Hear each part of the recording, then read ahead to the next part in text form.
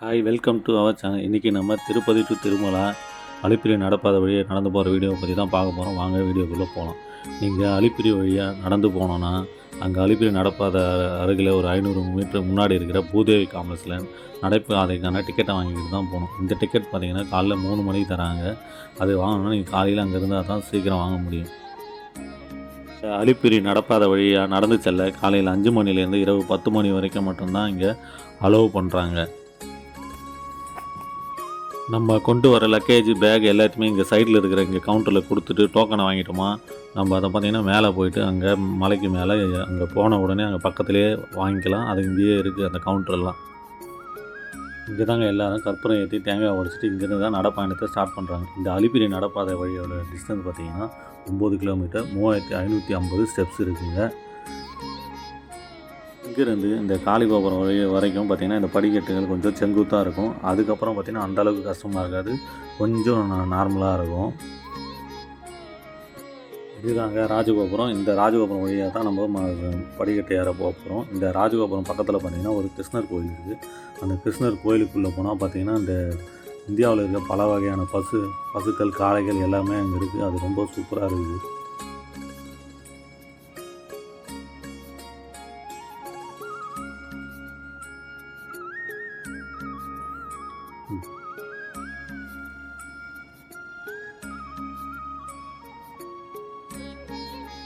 இதுதாங்க ராஜகோபுரம். இப்போ இந்த ராஜகோபுரம் தாண்டி உள்ளே வரோம். இந்த ராஜகோபுரத்தை தாண்டி மேலே போகும்போது பார்த்திங்கன்னா இந்த போகிற வழியில் மகாவிஷ்ணுவோட 10 அவதாரம் தசாவதாரங்கள் சிலை ஒவ்வொரு சிலையாக வச்சுருக்காங்க.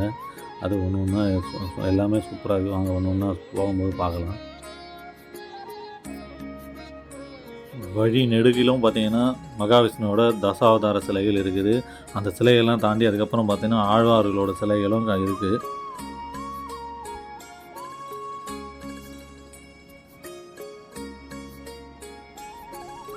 இதுதாங்க மகாவிஷ்ணுவோட அவதாரங்களில் முதல் அவதாரமான மச்ச அவதாரம்.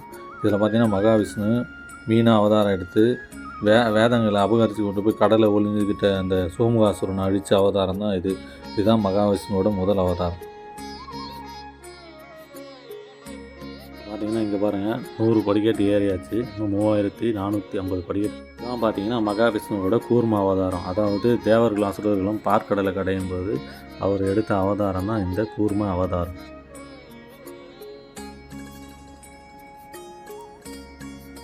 இந்த கோபுரத்தை தாண்டி உள்ளே போனோம்னா பார்த்திங்கன்னா இந்த சைட்லலாம் பார்த்திங்கன்னா நிறைய புள்ளி மான்லாம் இருக்குது.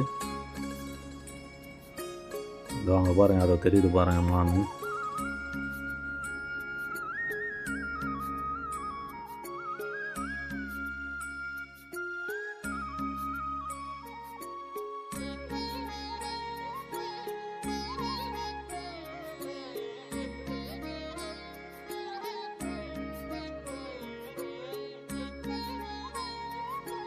இதுதாங்க கஜேந்திர மோட்சம் கோயில்.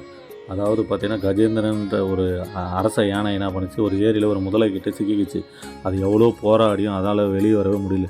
கடைசியாக தன்னோட இயலாமை உணர்ந்த அந்த யானை அந்த குளத்துலேருந்து ஒரு தாமரையை பறித்து துதிக்கையில் வச்சு இறைவனை வேண்டிச்சுங்க. அப்போ இறைவன் அந்த யானையை காப்பாற்றினார். அதுதான் இந்த கஜேந்திர மோட்சம். இதுக்கு பார்த்திங்கன்னா இன்னொரு விளக்கமாக சொல்கிறாங்க. அதாவது நம்மளோட ஈகோவெல்லாம் நம்ம விட்டுட்டு கடவுளை மூலியமாக நம்ம ட்ரஸ்ட் பண்ணோமா, கண்டிப்பாக கடவுள் நம்மளை சேவ் பண்ணுவாருன்னு இதுக்கு இன்னொரு விளக்கமும் சொல்லப்படுது. இதுதாங்க கூர்ம அவதாரம். இது பார்த்திங்கன்னா மகாவிஷ்ணுவோட 3வது அவதாரம். இந்த அவதாரம் எடுத்து தான் கடலுக்கு அடியில் சென்று அந்த அசுரனை கொண்டு பூமியை தாங்கி பிடித்தார்.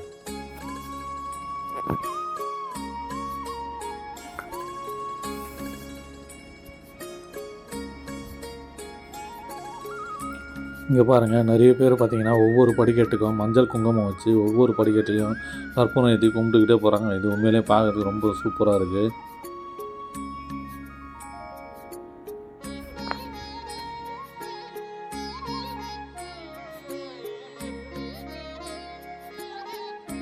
தொள்ளாயிரம் படி ஏறியாச்சு. இன்னும் பார்த்திங்கன்னா 2650 படி இருக்குது.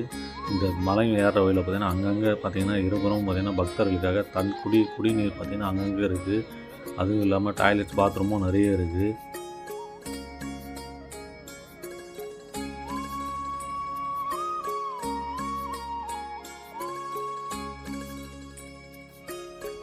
இதுதாங்க மகாவிஷ்ணுவோட 4வது அவதாரம் நரசிம்ம அவதாரம். இந்த அவதாரம் எடுத்து தான் இரணியனை கொண்டார்.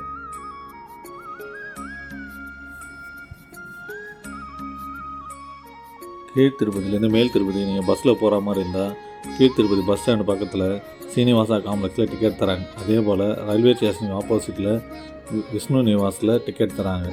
அதே போல் இந்த அலிப்பிரி நடப்பாதை வழியாக நடந்து போனோன்னா அங்கே அலிப்பிரி நடப்பாதை கீழே பூதேவி காம்ப்ளெக்ஸில் டிக்கெட் தராங்க. அது இதுவும் இன்னொரு வழியான ஸ்ரீவாரிமட்டு வழியாக நடந்து போனோன்னா அது நடந்து போகும்போது ஒரு 1200 படி தாண்டி அங்கே டிக்கெட் தராங்க. அந்த பக்கமும் நடந்து போனோம். இங்கே பாருங்கள், எல்லோரும் பார்த்திங்கன்னா உட்காந்து கொஞ்சம் ரெஸ்ட் எடுத்து போகிறாங்க. ஏன்னா இந்த காளிகோபுரம் வரைக்கும் பார்த்திங்கன்னா இந்த படிக்கட்டுகள் செங்குத்தாக இருக்கும். அது வரைக்கும் பார்த்திங்கன்னா அப்போ கொஞ்சம் உட்காந்து ரெஸ்ட் எடுத்து போகிறது நல்லது. அது மட்டும் இல்லாமல் இங்கே எல்லாம் கடைகள்லாம் நிறைய இருக்குது. அங்கே எனர்ஜி ட்ரிங்க்ஸ் எல்லாம் இருக்குது. அதை வாங்கி கொஞ்சம் சாப்பிட்டு கொஞ்சம் ரெஸ்ட் எடுத்துகிட்டே போகலாம். அதை காளிகோபுரம் தாண்டிட்டு அதுக்கப்புறம் கொஞ்சம் பார்த்திங்கன்னா நடக்கிறது கொஞ்சம் ஈஸியாக இருக்கும். நமக்கு பார்த்திங்கன்னா சாதாரணமாக நடந்து போகிறதுக்கு டயர்டாக இருக்குது. ஆனால் இங்கே பாருங்கள், ஒவ்வொரு படிக்கட்டுக்கும் குங்குமம் வச்சு கற்பூரம் ஏற்றிக்கிட்டே போகிறது உண்மையிலே கொஞ்சம் கஷ்டம்தாங்க. ஆனால் உண்மையிலே அது பார்க்கறதுக்கு சூப்பராக இருக்குது.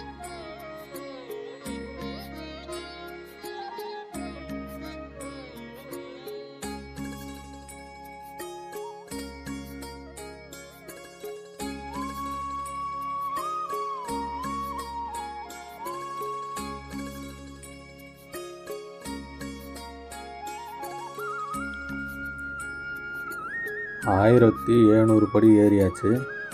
இங்கே பாருங்கள், கீழே 1700 ஸ்டெப்ஸ் கம்ப்ளீட்டட். இப்போ பாருங்கள், இங்கே இருக்குது தான் பார்த்தீங்கன்னா மகாவிஷ்ணுவோட அடுத்த அவதாரம் வாமன அவதாரம். இந்த அவதாரத்தில் தான் பார்த்தீங்கன்னா அந்த மகாபலி சக்கரத்தை எடுத்த இடத்துல 3 அடி இடம் கேட்டு உலகத்தை 3 அடியாக அளந்தார். இந்த கோயில் பக்கத்துலேயே பார்த்தீங்கன்னா இங்கே பாருங்கள், இந்த ராமானுஜ சிலையும் இருக்குது.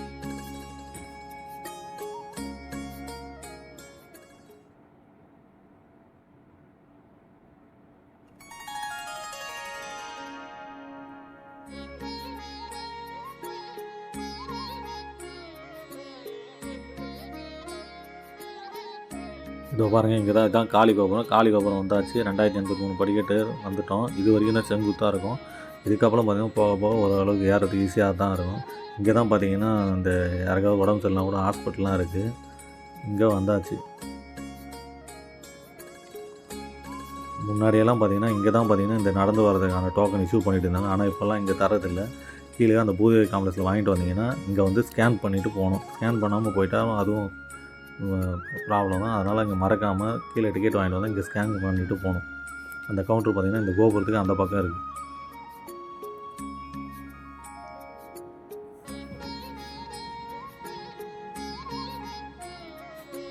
இந்த காளிகோபுரம் பார்த்திங்கன்னா நைட் டைமில் அந்த கீழ் திருப்பதியிலேருந்து பார்த்தா அந்த லைட் வெளிச்சத்தில் அவ்வளோ சூப்பராக தெரியும். இந்த காளிகோபுரத்தை தாண்டி இந்த பக்கம் வந்துட்டால் நிறைய ரெஸ்டாரண்ட்லாம் இருக்குது. சாப்பிட்டு போனோம்னாலும் இங்கே சாப்பிட்டுட்டும் போகலாம்.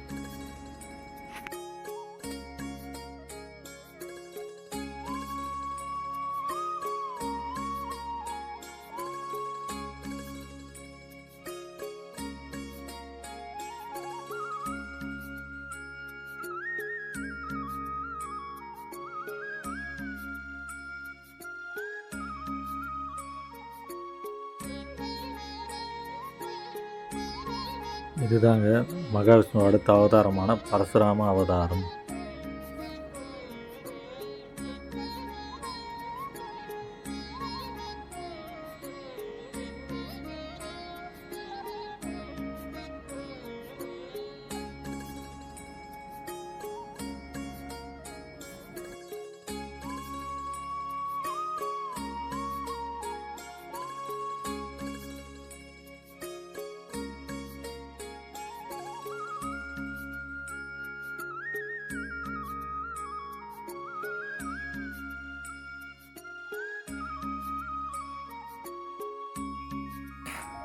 இங்கே பாருங்கள், 2100 படிக்கட்டு ஏறியாச்சு. இன்னும் பார்த்தீங்கன்னா 1450 படிக்கட்டு தான் இருக்குது. இதுதாங்க மகாவிஷ்ணுவோட ராம அவதாரம்.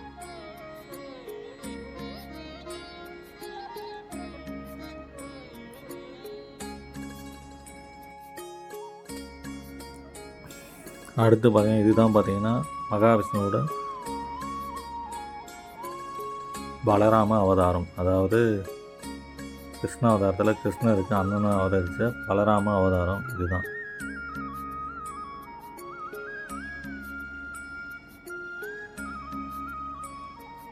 கையில் பாருங்கள் கலப்பையோடு இருக்கார்.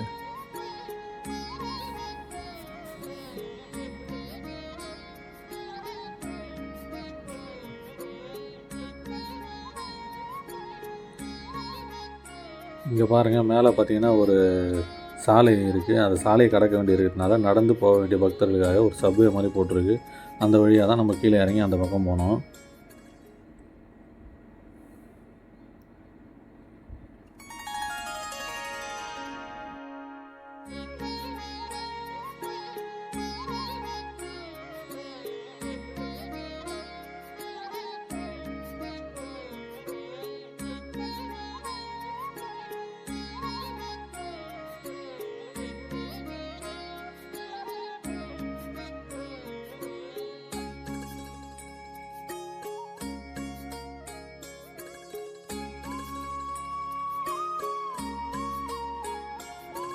இதுதாங்க மகாவிஷ்ணுவோட கிருஷ்ண அவதாரம்.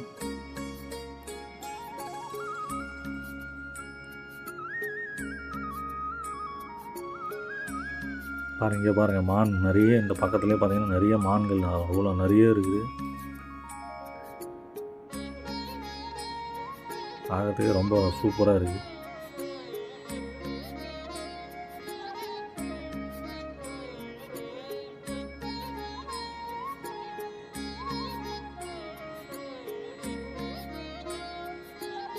ஆனால் அங்கங்கே பார்த்தீங்கன்னா இந்த அனிமல்ஸ் எல்லாம் யாரும் ஃபுட்டெல்லாம் கொடுக்க வேணாம், தொட்டு பார்க்காதீங்க, டிஸ்டர்ப் பண்ணாதீங்கன்னு எல்லா இடத்தையும் போட்டு வச்சுருக்காங்க.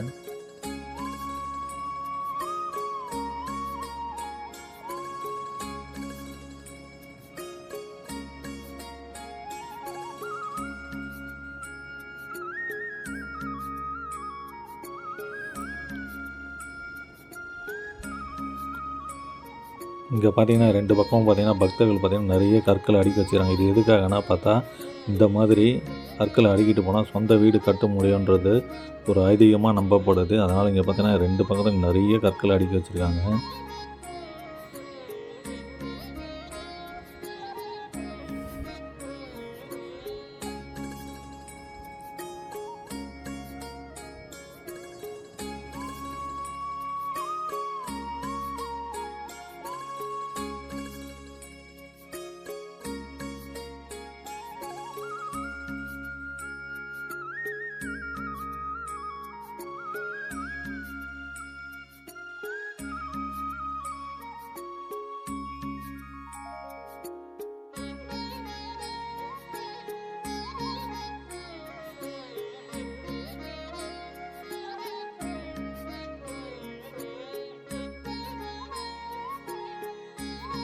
இப்போ நம்ம வந்து பார்த்திங்கன்னா இந்த ஆஞ்சநேயர் கோயிலுக்கிட்ட வந்துவிட்டோம். அதாவது அலிப்பிரி நடப்பாத வழியாக நடந்து வரனாலே நம்ம கீழே நடந்து வர ஆரம்பிக்கும் நமக்கு ஞாபகம் வர்றது இந்த ஆஞ்சநேயர் கோயில் தான். இப்போ ஆஞ்சநேயர் காளிகாபுரம் தாண்டினோன்னு ஆஞ்சநேயர் கோயில் வந்துருச்சா அந்த ஞாபகம் வந்துக்கிட்டே இருக்கும். இது நீங்கள் வந்தாலே அது ஒரு மனசுக்கு ஒரு திருப்தி கிடைக்கும். அந்த மாதிரியான ஒரு இடம் தான் இந்த ஆஞ்சநேயர் கோயில். அதுவும் இங்கே வந்தோடனே இங்கே கேட்குற அந்த மணி சத்தம் எல்லாமே சூப்பராக இருக்கும்.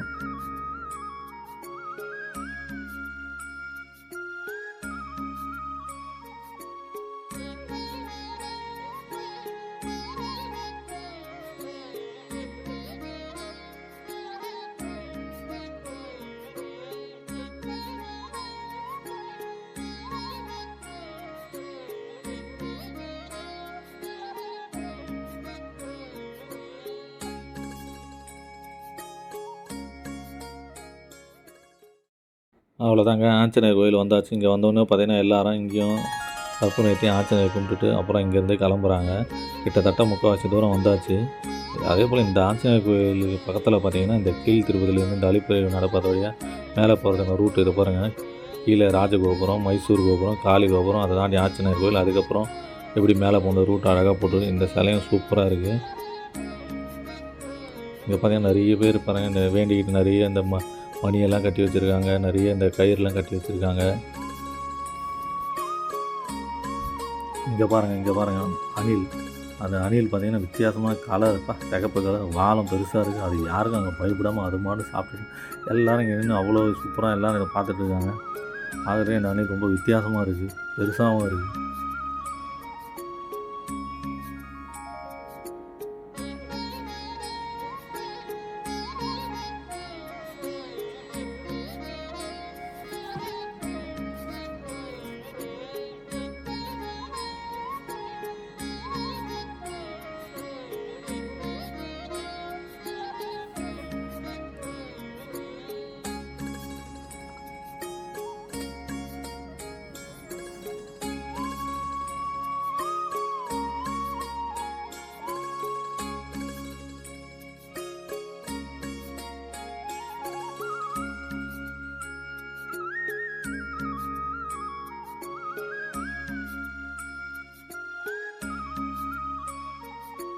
ரெண்டாயிரத்தி 830 படிக்கு வந்தாச்சு. இதுதான் பார்த்திங்கன்னா கொத்த மண்டபம்.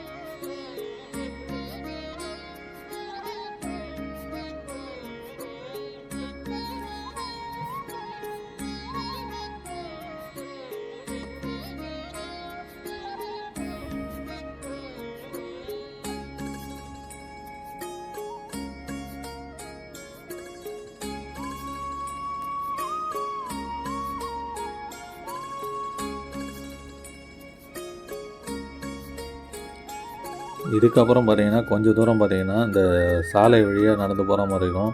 அதனால் எல்லோரும் பார்த்திங்கன்னா இந்த பக்கமாக இந்த பக்கமாக ஓரமாக நடந்து போகணும். இந்த பக்கம் நிறைய பஸ் எல்லாம் வரும். ஆனால் இந்த நடப்பாதை மாதிரி இந்த ஓரமாக போட்டு வச்சுருக்காங்க. அந்த வழியாக நடந்து போனால் ஒன்றும் சேஃப்டி தான்ப்பா. இங்கே பாருங்கள், 2 பக்கமும் இந்த மலைகள், காடுகள் அவ்வளோ பச்சை பசங்க, அவ்வளோ பசுமையாக இருக்குது. பார்க்குறதுக்கு இதுவே ஒரு மனசு ஒரு நல்ல ஒரு பாசிட்டிவாக இருக்கும். பாருங்கள் எவ்வளோ சூப்பராக இருக்குது 2 பக்கமும்.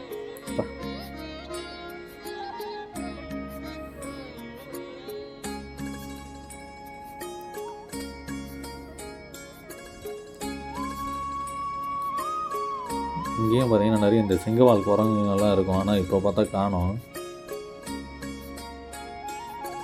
பாருங்கள், மலையெல்லாம் பார்க்கறதுக்கு அவ்வளோ அழகாக இருக்குது.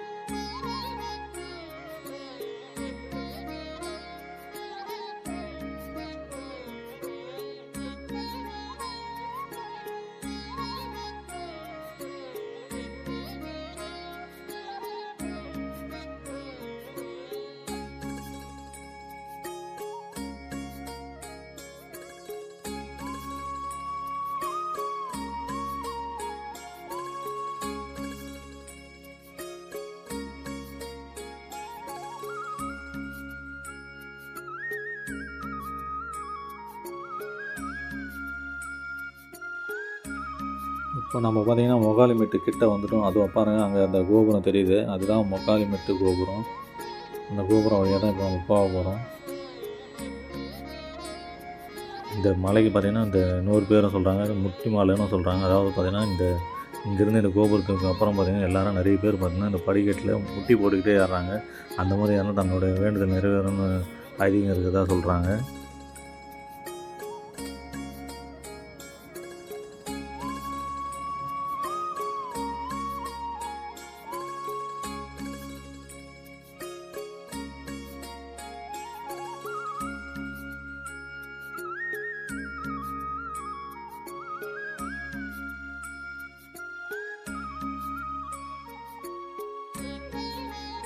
இந்த மாதிரி வேண்டுதல் இருக்கிறவங்க முட்டி போட்டு மலையேறாங்கன்னு சொல்லிவிட்டு நானும் கூட வந்தவரை பேசிக்கிட்டே வரும்போது என் பக்கத்தில் வந்த ஒரு பெரியவர் சொன்னார், அது மட்டும் இல்லை, இங்கே குலசேகர ஆழ்வார் இந்த திருப்பதியில் படியாகவோ மரமாகவோ இருக்கணும் பாட்டு பாடினதாகவும், அவர் காலத்துக்கு பிறகு வந்த ராமானுஜர் இந்த வழியை நடந்து வரும்போது இந்த குலசேகர ஆழ்வார் பாடல் நினைவு வந்த உடனே ஒரு வேளை ஒரு படியாக இருப்பாரோ அவர் மேலே நம்ம பாதம் படக்கூடாதுன்னு முட்டி போட்டு ஏறினதாக அவர் சொன்னார். இதை பற்றி உங்களுக்கு ஏதாவது தெரிஞ்சால் நீங்கள் மறக்காமல் கமெண்ட் பண்ணுங்கள்.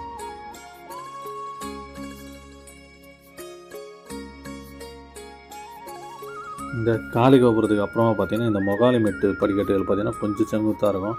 ஆனால் இது பார்த்திங்கன்னா கொஞ்சம் படிக்கட்டுகளுக்கு எண்ணிக்கை பார்த்திங்கன்னா கொஞ்சம் கம்மி தான். இந்த படிக்கட்டில் ஏற வரைக்கும் கொஞ்சம் செங்குத்தாக இருக்கும். அதுக்கப்புறம் பார்த்திங்கன்னா நார்மலாக இருக்கும். மொக்காலிமெட்டு கோபுரத்துக்கு அப்புறமா பார்த்திங்கன்னா நிறைய ஆழ்வார்களோட சிலைகள் நிறைய ஒன்றா இருக்கும் போகிற வழியெல்லாம். அதாவது ஆழ்வார்கள் சிலைனா பூதத்தாழ்வார், பொய்கை ஆழ்வார், திருமழிசை ஆழ்வார், திருமங்கை ஆழ்வார், ஆண்டாள், இந்த மாதிரி ஆழ்வார்கள் சிலையெல்லாம் பார்த்திங்கன்னா ஒன்றா வச்சுருக்காங்க இந்த இதுக்கப்புறமா.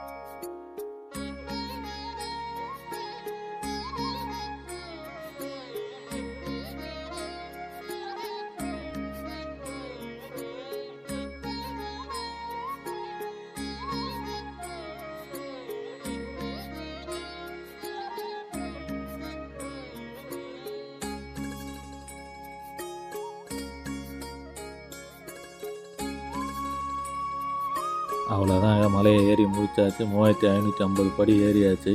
இனிமேல் போய் சாமி பார்க்க வேண்டியது தான். இப்போ இங்கே ஏறி வந்தோடனே பக்கத்துலேயே கீழே கொடுத்துல கேஜெல்லாம் வாங்கிக்கலாம். அந்த கவுண்டரும் இங்கே பக்கத்தில் தான் இருக்குது. இப்போ பாருங்கள், எல்லாரும் கற்பூரம் ஏற்றி சாமியை கும்பிட்டு சாமி பார்க்க போகிறாங்க.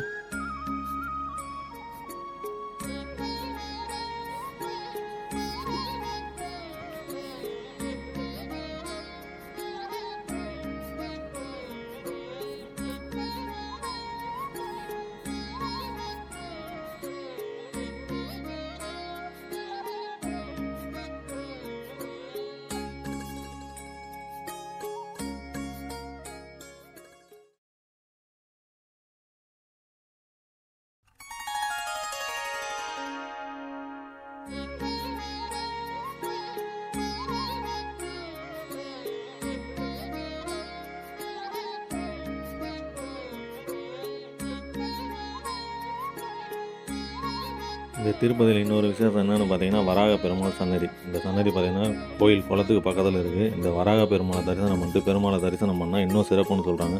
அதனால் நீங்கள் கண்டிப்பாக திருப்பதிக்கு போனால் மறக்காமல் இந்த வராக பெருமாள் சன்னதி தரிசனம் பண்ணுங்கள்.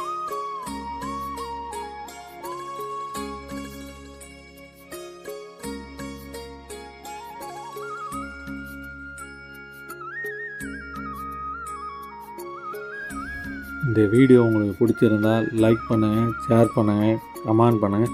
மறக்காமல் சப்ஸ்கிரைப் பண்ணுங்கள். தேங்க்யூ.